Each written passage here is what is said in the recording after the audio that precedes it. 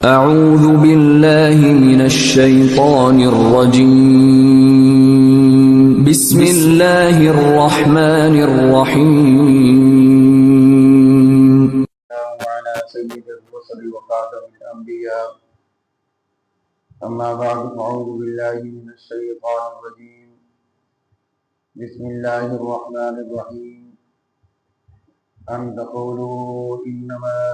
أنزل الكتاب على طائفتين من قبلنا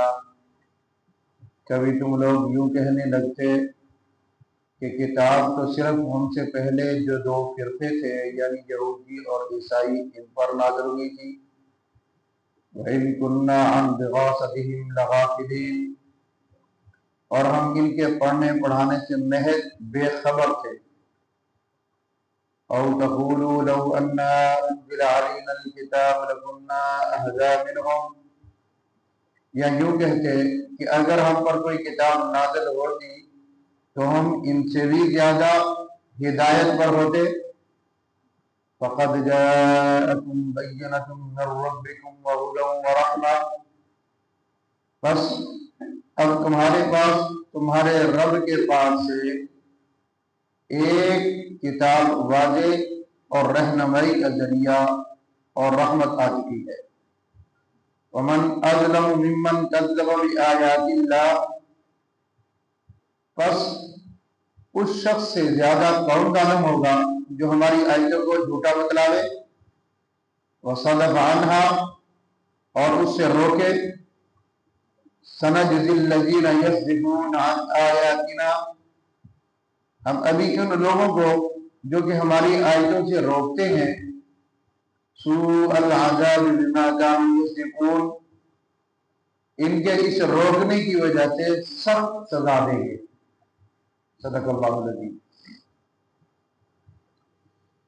جزیرہ عرب نما اسلام میں پہلے یعنی ایام جاہلیت میں مشرکین عرب کے علاوہ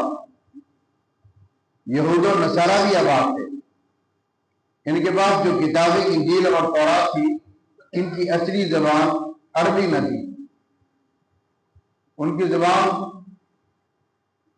یونانی اور دوسری زبان تھی اس لیے عرب خصوصاً ان پڑھ تھے اس زبان کو جانتے نہیں تھے اور ان کے پاس اس وقت کوئی ایسا تبلیغی وفد نہیں تھا جو اپنی کتاب کی تبلیغ دوسرے ممالک میں جا کر کرتا یہ صرف قرآن مجید کو ہی انفرادیت اور انفرادی فوقیت حاصل ہے کہ اللہ تعالیٰ نے ان کے اس عذر کو ختم کرنے کے لیے ان کی زبان کے اندر قرآن مجید کو نازل فرما دیا اور قرآن مجید کو نازل فرمانے کے بعد اللہ رب العالمین نے واضح طور پر ارشاد فرما دیا کہ اب تمہارے پر کوئی عذر نہیں چھوڑا ہم اس قرآن مجید کو واضح طور پر ایک ایک حکم بیان کر رہے ہیں اور جتنی چیزیں تم نے اپنی مرضی سے حرام کر رکھی ہیں ان کے بارے میں ہم بتلا رہے ہیں اور جو چیزیں آپ نے اپنے اوپر حرام کو حلال کر رکھا ہے وہ بھی ہم نے تمہیں واضح طور پر بتلا دی ہے کہ کون سی حلال ہے اور کون سی حرام ہے حلال حرام کرنے والے ہم خود ہیں تمہیں کسی بات نے کسی دلیل نے کسی اور شخص نے یا کسی رب نے جن کو تم مانتے ہو کوئی دلیل کے طور پر ثابت کرو کس نے تم پر حلال کی جب ان کے پاس کوئی دلیل نہیں تھی تو پھر منہ لٹکا کے بیٹھ جاتے اللہ نے فرمایا فقد جاءکم بینۃ من ربکم وہدی ورحمہ ہم آپ کے پاس کھلا ہوا حکم یعنی کھلی ہوئی آیات بطور دلیل کے ہدایت کے لیے تمہارے پاس نازل کر چکے ہیں، اور یہ صرف ہدایت ہی نہیں بلکہ تمہارے لیے رحمت بھی۔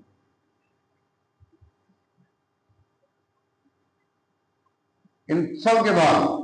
فرمایا فمن اظلم ممن کذب بآیات اللہ، اس سے بڑا کون ظالم ہو سکتا ہے جو اللہ کی آیات کو جھٹلا دے اور کہے کہ میں مانتا نہیں ہوں، میں اس کتاب کو مانتا نہیں ہوں۔ اللہ نے فرمایا کہ جب یہ کتاب ہم نے نازل کی تھی تو میں سب سے پہلے یہ بات ہم نے کہی تھی، لا ریب فیہ، یہ کتاب جو ہم نازل کر رہے ہیں اس میں شک نہیں ہے، یہ کسی اور کی طرف سے نازل کیا ہوا نہیں ہے، یہ صرف اللہ کی طرف سے نازل کردہ کتاب ہے۔ تو جو کتاب اللہ نے نازل فرمائی اس نے سارے قوانین اور سارے اصول اور سارے ضوابط، رہنے سہنے کا طریقہ، کھانے پینے کا طریقہ، چلنے پھرنے کا طریقہ، زندگی کے روز مرہ کے تمام معمولات اس کے اندر اللہ نے ارشاد فرمائے تاکہ تم اس سے رہنمائی حاصل کرو، بھٹک نہ جاؤ، سیدھے راستے پر چلتے رہنا۔ فرمایا کہ ایک تو تم ہماری آیتوں کو جھٹلاتے ہو، اور دوسرا وصدقنا، اوروں کو بھی روکتے ہو، نہ ادھر نہ جائے، تو قرآن پڑھتے ہیں۔ تو قرآن سے منہ موڑنا اور قرآن مجید کو نہ پڑھنا، تیسرا کام قرآن مجید پڑھنے والوں کو روکنا، یہ تین جرم ہے۔ فرمایا کہ ان کے بارے میں ہم نے سنجزی الذین یصدقون عن آیاتنا، جو ہماری آیتوں کو پڑھنے سے، پڑھانے سے، سمجھنے اور سمجھانے سے جو روکتا ہے تو سن لو، سوء العذاب بما کانوا یصفون، ہم ان کے روکنے کی وجہ سے سزا دیں گے۔ کیسی سزا؟ بہت خطرناک، بری سزا دیں گے۔ اب ہم نے اس لفظ کا جو ترجمہ مفسرین نے فرمایا ہے صدق کا، وہ یہ فرمایا ہے کہ ایک ہوتا ہے روکنا، ایک ہوتا ہے کترانا۔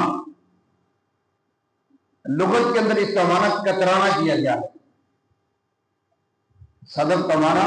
کترانا کیا گیا۔ جو لوگ قرآن مجید پڑھنے سے کتراتے ہیں، اکرم صاحب، جو قرآن مجید پڑھنے سے کتراتے ہیں کہ ہمارے پاس ٹائم ہی نہیں ہے، یا یوں سمجھتے ہیں کہ چٹی داڑھی تو ہم نے پڑھا، میری عمر ہی گزر گئی ہے، شرم و شرمی، یہ کترانا ہوتا ہے۔ فرمایا کہ جو قرآن پڑھنے سے کترائے، سمجھنے سے کترائے، ان کو ہم سزا دیں گے۔ کون کہہ رہا ہے؟ سوء العذاب، ہم ان کو ان قریب سنجزی الذین، ان لوگوں کو ہم ان قریب سزا دیں۔ اب دیکھیں ہم میں سے کتنے لوگ ہیں جو قرآن پڑھتے ہیں، کتنے لوگ ہیں جو قرآن پڑھنے سے کتراتے ہیں، کتنے لوگ ہیں جو قرآن سمجھتے ہیں، اور کتنے لوگ قرآن سمجھنے سے کتراتے ہیں۔ ساڈے کو ٹائم نہیں ہے،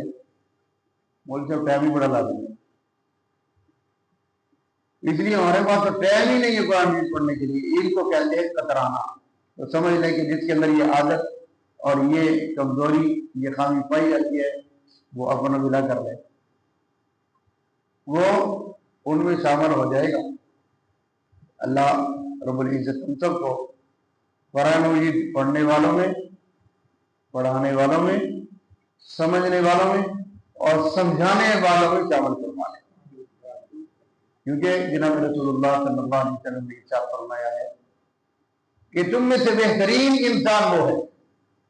بہترین شخص وہ ہے، خیرکم من تعلم القرآن وعلمہ، جو قرآن کو پڑھے، قرآن کو پڑھائے، قرآن کو سمجھے اور قرآن کو سمجھائے، وہ سب سے بہترین انسان ہے۔ اگر ہم ان میں سے کسی میں بھی شامل نہ ہو تو پھر ہم انسان کہلانے کے قابل نہیں ہیں۔ اللہ تعالی ہم سب کی عاقبت دنیا اور آخرت دونوں قرآن مجید کے ساتھ منسلک فرما دے، اور ہر قسم کی بے راہ روی سے ہمیں بھی اور ہماری اولاد کو بھی محفوظ فرمائے۔ وآخر دعوانا الحمدللہ رب العالمین۔ الحمدللہ رب العالمین والعاقبۃ للمتقین والصلاۃ